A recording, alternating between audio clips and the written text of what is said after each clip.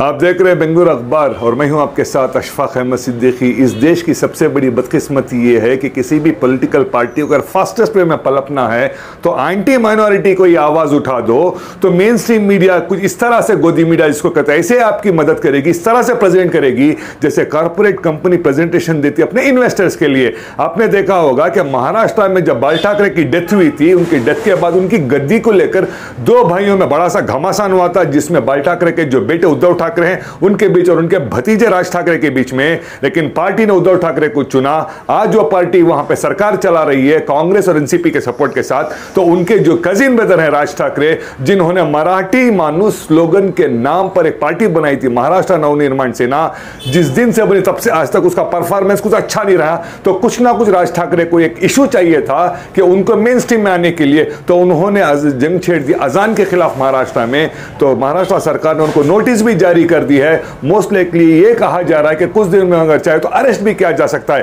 तो राज ठाकरे ने अल्टीमेट दिया सरकार को कि अगले 8 दिन के अंदर वो अजान के लाउड स्पीकर को नहीं उतारती है मस्जिदों से, तो पूरे मसाजिद के सामने फजर की अजान के बाद पर्टिकुलरली हनुमान चालीसा को प्ले करेंगे। इसी तंज पे कर्नाटका में श्रीराम सेना जो पार्टी है कि जो प्रमोद मैतालिक उसका हेड है, उन्होंने इंस्पिरेशन लेते हुए राज ठाकरे से कर्नाटका के गवर्नमेंट को एक अल्टीमेटम दे दिया है अगले 4 दिन के बाद का मई के 9 तारीख का, कि मई 9 तारीख तक अगर कर्नाटका की गवर्नमेंट अजान के जो लाउड स्पीकर से उसको नहीं उतारती है कर्नाटका से, तो 9 तारीख के बाद श्रीराम सेना पूरे कर्नाटका में मस्जिदों के सामने हनुमान चालीसा को प्ले करेगी। ये धमकी उन्होंने दी है। इसको लेकर आज श्रीराम सेना के जो आंदोलन सामी हैं उन्होंने एक खतरनाक स्टेटमेंट जारी किया है। आइए उन्होंने क्या कहा इस बार हम देखते हैं।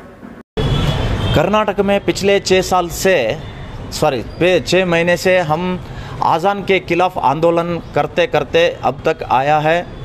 नवंबर में तहसील कचहरी से हम इस कर्नाटका गवर्नमेंट को एक मेमोरंडम दिया था जो मस्जिद के ऊपर लाउड स्पीकर हटाने के लिए, लेकिन अब तक वो लाउड स्पीकर के ऊपर कुछ भी कार्य नहीं हुआ है। उनके खिलाफ कोई भी कानून कार्यवाही नहीं हुआ है। इसके वास्ते हम इसी महीने 8 तारीख डेडलाइन दे रहा है गवर्नमेंट को। 8 तारीख तक ये अनधिकृत लाउड स्पीकर जो है वो लाउड स्पीकर निकलना चाहिए। जो नहीं निकलेगा उनके ऊपर एफआईआर दर्ज करना चाहिए।